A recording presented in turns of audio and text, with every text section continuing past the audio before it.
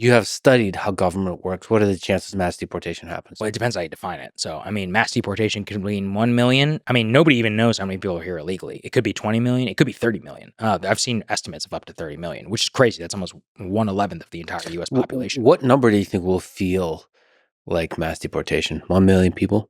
1 million people is a lot. I mean, That's a if you lot of think people. about it, it's a lot. I mean, but the crazy part is that's only 1/12 of what Joe Biden let into the country. So it's one of those that just to give people the scale of what it will all look like.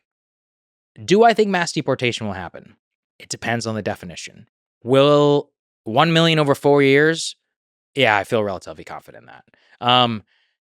Anything over that, it's going to be tough to say. Like I said, probably the most efficient way to do it is to have mandatory e-verify and to have processes in place where it becomes very difficult to live in the United States illegally. And then you will have mass self-deportation, and they will take the victory lap on that. But actual, like, rounding millions of people up and putting them in deportation facilities and then arranging flights to God knows all across the globe, that's a logistical nightmare. It also costs a lot of money.